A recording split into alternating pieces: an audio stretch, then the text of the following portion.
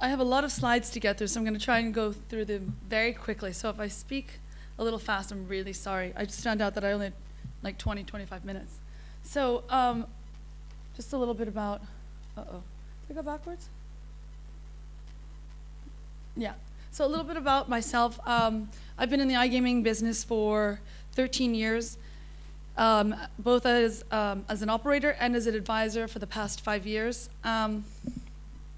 Basically what I've been doing is taking the knowledge that I've developed here in Europe and then bringing it over to the US, where the learning has been a little bit behind because of the ban that's gone on. And I've been working, I launched Tropicana Casino in New Jersey, and I'll go into what's going on in New Jersey in a bit. I helped the Delaware Lottery, which was the first state to launch casino. I helped them through their RFP process and helped them select their vendor, which was 888, based here in Israel. And I've been working with a number of other Indian casinos and commercial casinos and payments companies and social. So I've been helping with both social and real money. So this is, my presentation is basically the learnings of what I've had. And also, we've just finished, one of my clients just recently finished a survey about what land-based casino players are doing and the overlap into social. So I'm gonna try, and when I'm, during my speech, I'm gonna try to address all these various different constituents, because there's a wide range of people in the audience, including platform operators, marketing companies like affiliates, social gaming companies, support services, and games. So I'm going to start with kind of the state of the states, what's going on, a market overview, the case study on a little more in depth about what's going on in New Jersey, commercial structures for opportunities of where to get into the industry, and then what's going on outside of real money gaming in the US, including social and fantasy, and sort of what the opportunities are. Am I not loud enough, or am I too loud? Am I not loud enough? Ooh. No, don't want to hold it. Okay, got it. So basically, the regulatory snapshot, most of you know this, and I'm sorry if it's a repeat, but the United States banned online gaming in 2006 with UEGA. What they did as part of the ban was they carved out for intrastate, horse racing, tribal, and they carved out fantasy. So if you were any of these other areas, there was a way you can do online gaming. In 2010, the Department of Justice clarified their position, saying that intrastate was in fact legal. So what was going on was the Department of Justice said it doesn't matter where you were in the United States, even intrastate, because a transaction begins and ends and goes through multiple states, that then constitutes as interstate. But they clarified their position, specifically carving out in their words, lottery was okay, sports betting was definitely not okay, and they kind of didn't speak to the other two, which was casino and poker and bingo, other three. And it was sort of a silent acquiescence that the other three were okay to move forward on an intrastate basis. So to date, 3 states have regulated: Nevada, Delaware, and New Jersey, all in 2013. Nevada first with poker only, Delaware with all products, and New Jersey with all products as well, except for 75 ball bingo, which is, I'll go into that in a bit. One of the things that's happening is that the states, it's sort of after this, nothing's really happened. And that's really the impact of 2 things. One has been the relative poor performance of the United States.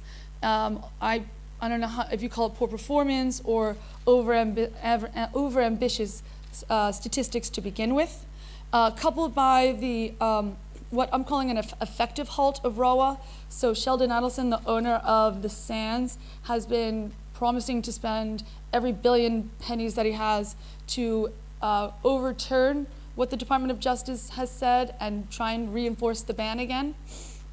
And even though he himself has specifically not been effective, what's been effective is that no one else wants to jump on the bandwagon. So there's been sort of this effective halt. I don't know when that's going away. It has not been gaining any momentum. It's sort of just kind of floundering around. I don't think it'll go anywhere with the presidential election coming up next year, but you never know. I think one of the things that has stymied the performance has also been stumbling blocks in the legislation and regulation. I think the big thing that's different in the United States versus in Europe and everywhere else is that there is a federal ban on gaming. So that means that while it carves out intrastate, the second you go over from New Jersey into New York, you have now committed a federal offense. Where in Europe, sure, they're developing state-by-state regulations, but there's no ban at the EU level. So if you happen to go over from Italy into France, sure, that's not abiding by the law, but there's no overarching ban that will say that you could be arrested. And that's the way, that's why in the United States, there's a lot more paranoia about what's going on, and that paranoia has seeped its way into the lack of performance of what's going on in the United States. So there's things like geolocation, which has been implemented in a way that has never been implemented before, so that it's very onerous. You have to download a piece of software, and it's constantly updating and checking. And sure, there's going to be times where that geolocation doesn't work correctly because it's using Wi-Fi and cellular triangulation, and it's not great, especially as you're moving along. Okay, sorry. Also, another issue has been social security number. So everyone has to give their social security number, whether it's all 9 digits or last 4 digits, and that has nothing to do with the gaming industry. That has to do with the Bank Secrecy Act and FinCEN, which is the financial regulators that are saying that if you're an online casino, you're effectively an online bank, and therefore all social security numbers have to be given. And people are really paranoid about wanting to give up their social security number. And there was an entire panel here earlier, so I kind of changed my presentation this morning to add, cloud. We can't use the cloud because regulations say that, like especially in New Jersey, the servers have to sit not only in New Jersey, not only in Atlantic County, but actually in the physical casino itself. So those are the kind of things that are stumbling blocks, which make it exceptionally expensive. The casinos weren't built as hosting providers, so it makes it that much more difficult to implement real money. And then something I'm going to also get into in a little bit is sports betting. There was a ban in 1992. It's called PASPA, and it carved out 4 states, and I'll go into that in a bit. But right now there is some momentum through the endorsement of fantasy, and specifically daily fantasy, by the leagues and the team, that there's kind of some momentum where maybe that sentiment of banning sports is liberalizing in a way. New Jersey has made 3 attempts at suing the federal government, calling PASPA unconstitutional. They're right now in their 3rd time, on their 3rd attempt in the 3rd Circuit. So, and I'll go into that in a little bit. So just the status quo, it's a regulatory nightmare. I always use this example. IGT, just to be a provider, has 10,000 licenses in the United States alone. New Jersey, Delaware, Nevada, they each have their own regimes. So in New Jersey, it's controlled by the Gaming Commission, as it is in Nevada, but in Delaware, it's controlled by the lottery. And there are different licenses. I mean, just in Delaware alone, if you wanted to apply to be the vendor, you had to put up a $2 million bond, which you probably wouldn't see back even if you weren't selected for 2 years. So it's just a really difficult environment to get through. And I'll go into how difficult it is in New Jersey to get the licenses. And I'm not trying to dissuade people. I really am here to encourage people to come in. But like Nick earlier said, you can't be half pregnant. You either are, you're not. It's kind of like Asia. You're either full in or don't come in at all, because it is difficult, but it is worth it. Again, so back to the status quo. All 3 states, and this is not really making my cause, generated gross gaming revenue of $38.4 million in the 1st quarter, which is far below what was predicted just in New Jersey alone of $300 million. Again, those $300 million projections didn't really help the cause. They were too overly ambitious. Don't even know where they came from, but now people are saying it's a failure. It's not a failure. It's been implemented smoothly. It just hasn't been implemented profitably so far, and that's changing. Nevada, we don't even know what they're doing anymore, because they have a requirement that if you don't have 3 companies that are live, they don't have to break it out. So Ultimate pulled out in December, and we don't know specifically how they're doing. I imagine, based on Poker Scouts, they're not really doing any worse or better than they were, which is around the $1 million mark in revenue. Again, back to RAWA, there's been a slowing interest. Last fall, Ultimate pulled out of the market. Unfortunately, for the rest of the market, they cited market conditions. They didn't look internally and realize that their software just wasn't good enough. But those kind of statements don't help the market. They did do a study, though, in the boardwalk. They went onto the New Jersey boardwalk and asked people, did you know that online gaming is legal in New Jersey? And 1 out of 10 people on the boardwalk in Atlantic City said that they knew it was legal. So there's a tremendous amount of upside. That's the good news. There's still a lot of players that are playing illegally. They're having a tough time enforcing that right now. They're working on it actively, trying to figure out what the best strategy is to enforce both affiliates and operators from continuing to operate in the market. Last month, we implemented new merchant codes where they created 3 different codes for real money gaming and fantasy and one other, I forgot what it was. But the problem with that is, again, work in progress. Of the top 20 banks, I don't believe any of the top 20 banks have adopted those codes yet, and it will take time. Not that they won't, they just haven't seen the benefit yet. The good news is that Nevada and Delaware created the first interjurisdictional poker room through their compact.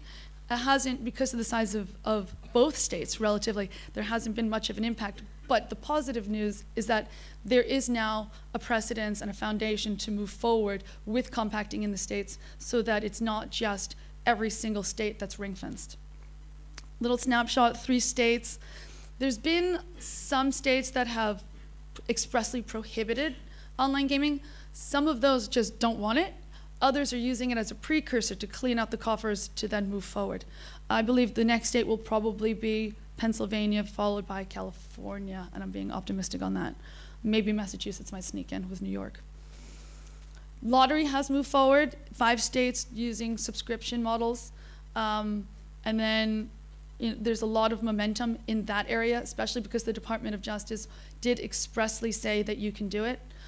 The negative there is that it's run by government appointees, so they're extremely cautious on moving forward. Some are, some aren't. The vast majority are, but there are a couple out there that are really avant-garde, like Michigan, and I commend what they've done by moving forward very aggressively. So in the United States, what went wrong, in my opinion, has been unrealistic expectations.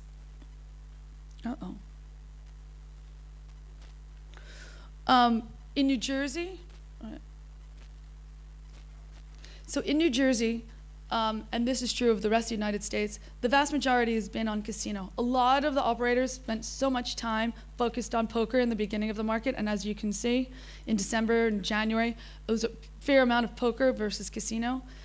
But with ring-fence liquidity on a state-by-state basis, it just couldn't get that much traction. So I think all the operators now moved all of their efforts over to casino. New Jersey is obviously where the attention's focused. One important thing is that a lot of people were saying, a lot of the land-based casinos were saying, we don't want it, we're not sure if it's going to cannibalize our poker or our casinos.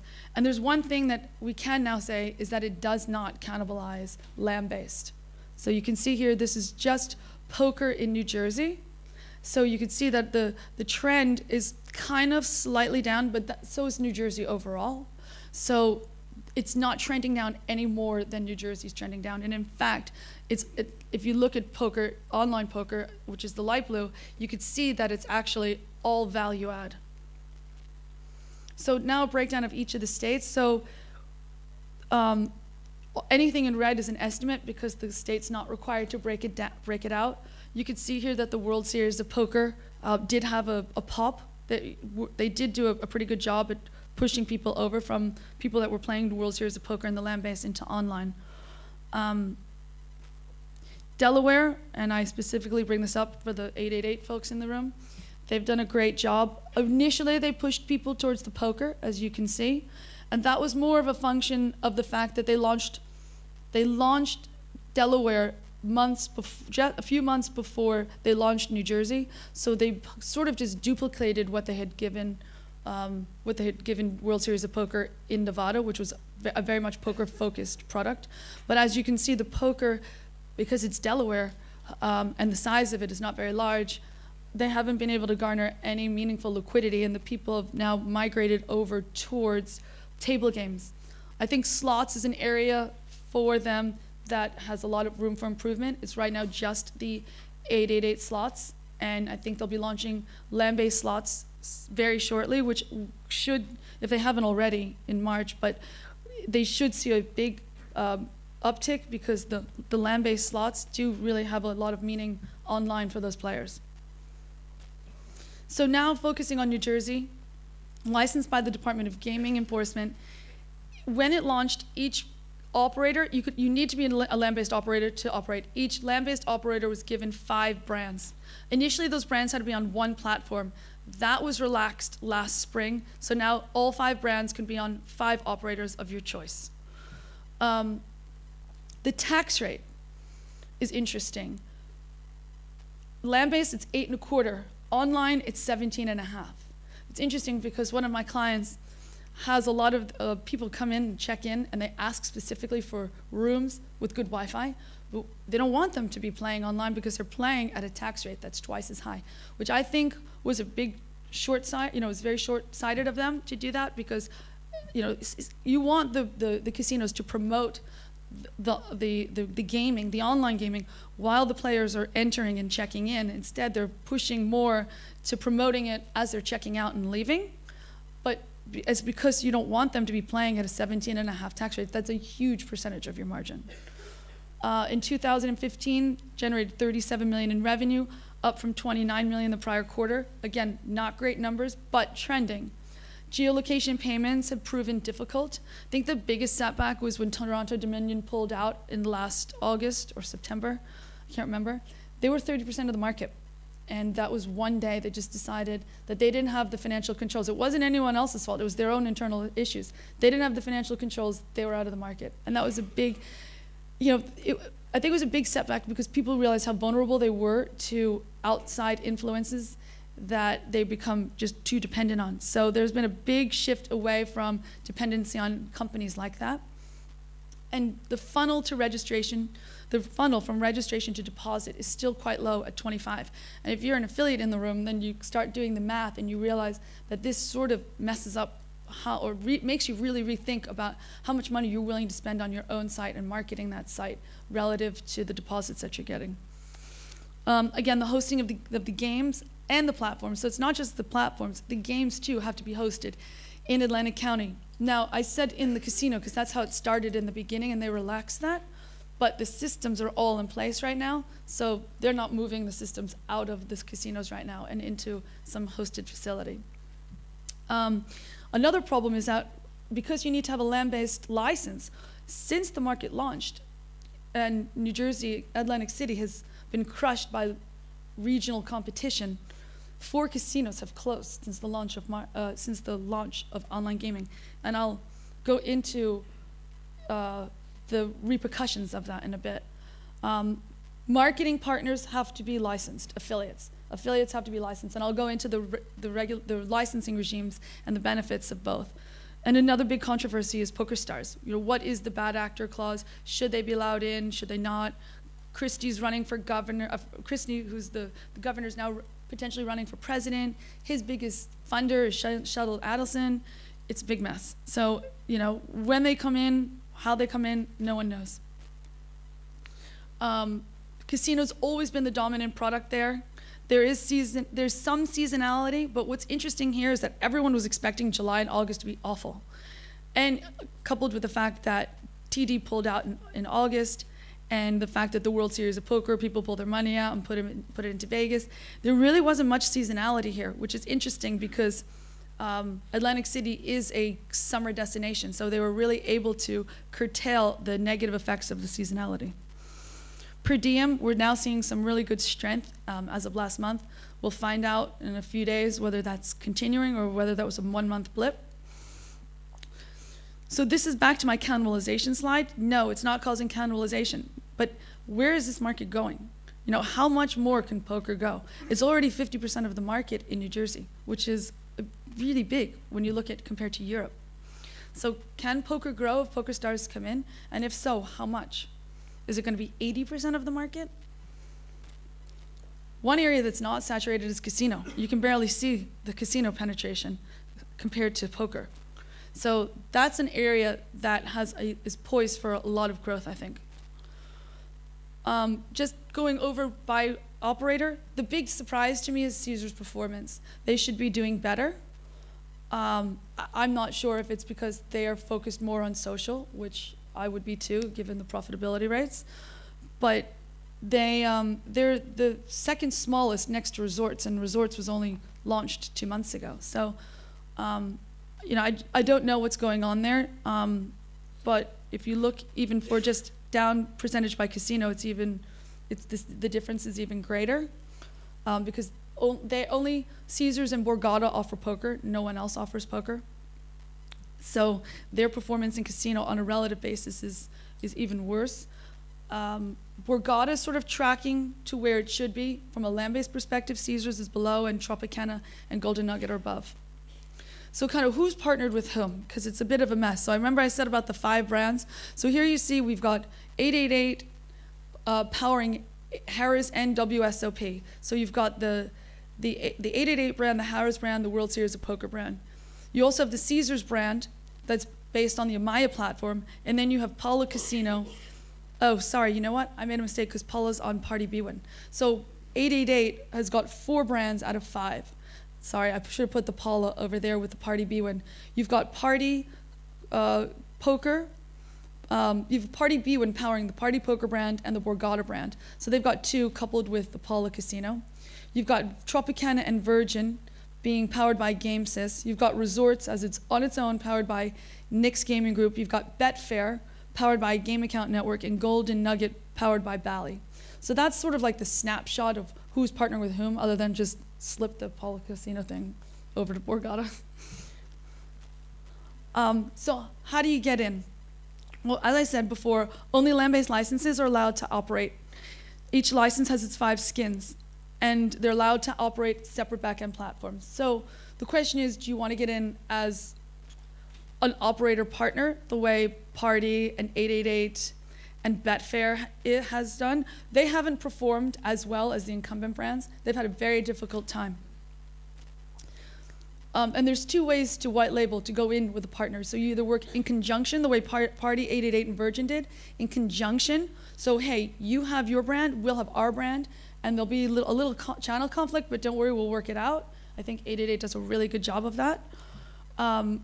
Or the more risky way to do it, which was what Betfair and Ultimate Gaming did, where they went out to the casinos and said, I'm going to buy your online rights. You don't have a right. We're going to take the rights. We're going to put our brand only. And what ended up happening was that Trump Entertainment took the money up front, used it to keep the lights on for an extra year, and then went out of business. So now, you know, Ultimate pulled out, and Betfair went over to Golden Nugget, but they lost all of that money up front. So it's almost like they're paying for it twice. So it's, I say buyer beware when someone's willing to sell you their online rights. I would question. In conjunction with, I get, but buying outright, I do question. In terms of marketing partners, there's two schemes, vendor registration and ancillary, and I'll go into what they are in a second, and the pros and cons. But my big advice here is to do due diligence with professional advisors on all of this, and on top of that, do due diligence on your professional advisors, because people are really good at specific things in specific areas, and not everybody is good at all areas, especially when it comes to lobbying and also legal advice. Back to the marketing, 2-tiered structure, vendor registration, because I'm focusing a little more on the marketing because it's Israel, and you guys are really good at affiliate marketing. Vendor registration, which is a very simple process. You do have to get sponsored by the casino, not very hard to do. Anyone can do that for you. It's going to cost you a few $100s. It only allows you to do a CPA, and you do have to cut agreements with each of the casinos, which ultimately has to get approved by the DGE. The rev share one is the ancillary casino license, which I just went through, and I didn't do it to be an affiliate, which I ended up doing because I had to get the license. I did it just because I consulted for Tropicana. So that's how difficult they are. I was just a consultant, and they made me go through this very invasive process. You have to show 10 years of taxes, 5 years of credit card history by month, by credit card, by bank account. You have to show everything about your family, your in-laws, if you're divorced, if you're bankrupt. They have to do all due diligence on that. So the base fee is great, it's $2,000. For me, as a single individual, it cost me like $15,000. If you and I work for myself, but if you have anyone working over $300,000, they have to go through the key licensing process. If you have just any history whatsoever, so for a medium-sized company, it could easily cost you between $100,000 to $500,000 if you're a bigger company. So each one of these individuals has to go through key licensing. Your company has to go through licensing. It's invasive. It allows you to do a rev share. Probably not worth it right now, unless you want to be there early and be there before the next state rolls out. Because when it does happen, it happens quite quickly. And if you have to go through the licensing process in another state, it really helps to have that license in place right now. And also, the other thing is that the DGE and all the other regulators, they're really opening to listening right now. They're in a very much of a listening mode, so the people who want to get involved early right now can have a lot of influence over what happens. They've offered something called a master sub-affiliate license. I think it's a work in progress right now. It's sort of not worth it right now, but I think they're fixing it to make it so that it makes more sense and to align the paradigm to what's more closely going on here in Europe. And right now there are a number of affiliates working with unlicensed operators. And that's not a sustainable situation because they're right now driving the black market. And I think that the DGE is going to have to do something, whether it's they're going to have to put a cutoff date, I think, and say those who are marketing unlicensed operators are going to have to make a decision. Like, today is the day, either come clean or you'll never be allowed in. So I think that do or die day is coming soon, probably in the next few months. Just some of really quickly, the factors that are affecting the New Jersey: payments, geolocation, Social Security, I talked about it. W-2 tax forms, another issue. Every time that you hit, let's say, so some operators are treating blackjack like a slot. And when you hit a slot machine, $5,000, you get that awesome ring on the floor, but you also get a W-2 in your face, and you cannot take that cash out until you fill out that W-2 form. Same thing's going on with online, except they're doing it to blackjack players, and they're and the number is not 5,000, it's more like 1,200. So if you're winning $1,200 and you get a W-2, it's a little bit daunting and something that they're not familiar with. So there's been a lot of complaints about that. There hasn't been a tremendous amount of variety in the content. No mobile web, because the security for the geolocation is not good. So you either have an app or you play on a desktop, but there's no mobile web, which I think is a big miss. There's no non-US bingo. Tropicana and Virgin just launched 90-ball bingo. We'll see how successful it translates to the US market, but traditional bingo is not an option. No live dealer right now. No ability to use Google, which is AdWords, so no no SEM. The affiliate licensing process I talked about. Marketing process is also another issue, and there's very few new marketing campaigns and promotions because it costs so much money to have this lawyer and then that lawyer look at it and then that lawyer, and then it goes through the DGE approval, and then the DGE hopefully doesn't have a comment, but if they do, then it goes back to the lawyers, and it could be an 8-week process of 12-hour meetings of lawyers. Not that I don't like lawyers, Ron. They're just expensive. And then the issues with the cut that the operators are doing themselves. They have terrible customer service, half of them. I call up all the time, and a lot of them can't answer the question for me. A lot of them were, a number of them were poker focused. A lot of them dropped the poker, but it was poker focused in the beginning, and we all know the poker liquidity. And the problems just compound themselves when it comes into Nevada and Delaware. They're doing it through the lottery or just having cellular technology only in the beginning, the market size. There are factors. Most of them are fixable. The ones with an asterisk are fixable. So I think most of these things will get better. I think, like I said, Pennsylvania and California are next. Something totally interesting, I don't know how many people know about this, proxy play, tribal gaming. So proxy play is something that has been established over the past 20 years.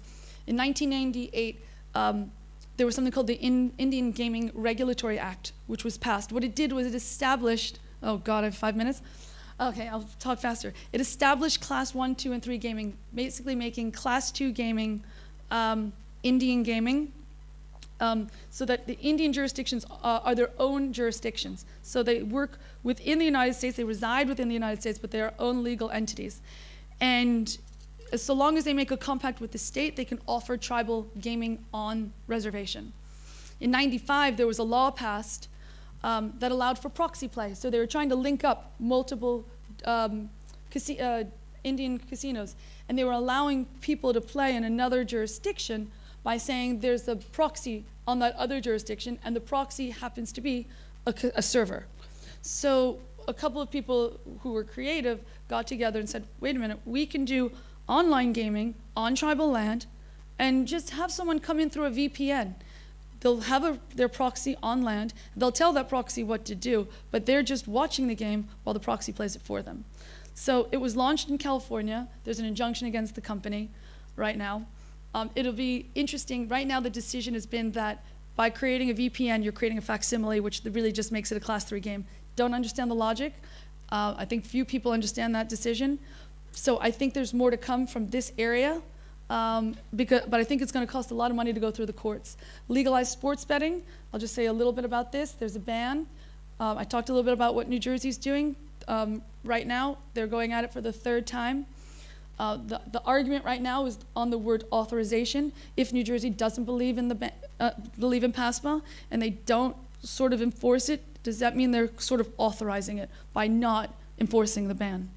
So we'll hear what goes on. The people that have been behind the ban on sports betting has been the leagues and the Nevada casinos, but the leagues really.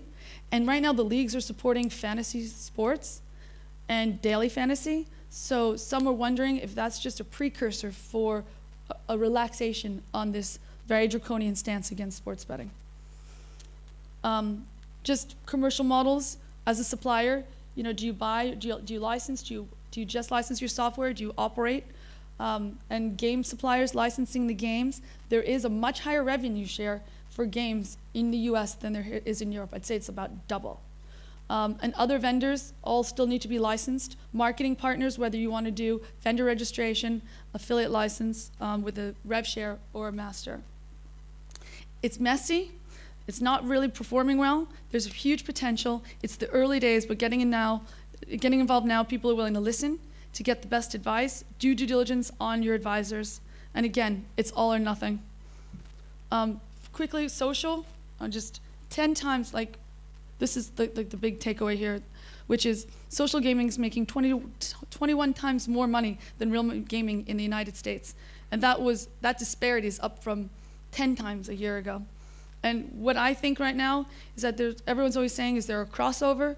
I think there is a crossover, but they're to the land-based players, not necessarily the online players. I've recently done a study. This is the impact of the top 10 casino apps. 8 of them have ties to real money gaming, and I would say that even Zynga and GSN have ties. It's just through the titles only. There's still opportunities, as you guys all know. There's been an explosion in mobile. If you came to me Q2 last year and said, I really have this great idea for social casino, I think a lot of people would be like, why are you going into it now? But if you look at the growth in mobile, there's still opportunities. And so while this growth over the past year has been in mobile, who knows what the next growth opportunity is going to be. Is it land-based casino brands? Is it tying the virtual currency back into a redemption program? I think that that's one opportunity. I think that getting casino players into this virtuous circle is a really effective tool. One of my clients did this study, and for anyone who's in the media, I'm asking that you please do not publish this. This is not for public consumption, just for your edification. So we surveyed about 500 casino players, and 72% said they were familiar with social casino games, 80% had played one in the past 30 days, and 60% played one in the last week. 34% convert to paying, which is a lot higher than the 2-3% we hear. 57% that they were interested in trying a new game, and 42% said they were likely to try it if it was a property-related game. The earnings and redemption points was the #1 reason by far that they would play the game. And it was like not even close. They're all playing, 52% of them are playing slots, which we all know. But here's something interesting, 70% preferred playing an integrated app rather than just a single casino slots app. And while mobile first is critical, 50% of these players were still playing on their laptop or desktop.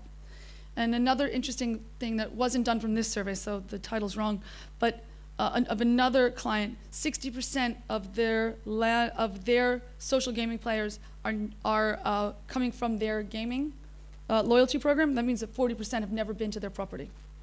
So, from a casino's perspective, do you build, buy, or rent? They're not building, I can assure you. So the question is, are they going to license or buy? And that's what they're going through right now. Very few are willing to go and buy, so they're looking for really good partners.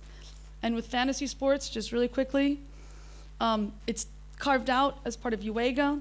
It's huge. I don't know if people realize this. There's 42 million people doing it just in North America alone. They're spending a tremendous amount. There was a study done that 11 billion was spent on football. That's not on fantasy, that's just through the whole value chain, the hosting, the game development, what they're spending. But if you see what's spent end to end on US fantasy football, and the NFL as a property only makes 10 billion, and they're spending 11 billion. There's a huge amount of endorsement right now through the associations, so the leagues, the teams, investors, digital media companies, and some see this as a precursor to licensed gaming in the US. And while this is a US phenomenon, there's still significant opportunities in Europe. Daily fantasy, subset of fantasy, only 2.5 people are playing it. So what fantasy is like it's Snake, so everyone gets in a room or online and they go sequentially.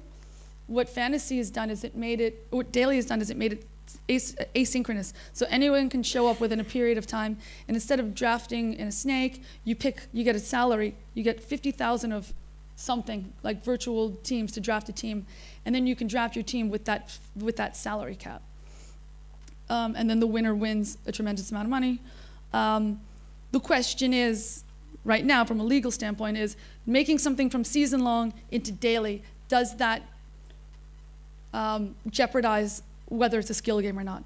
Is it making it daily? Is there any less skill involved? I say no, and there are companies out there that are now certifying that.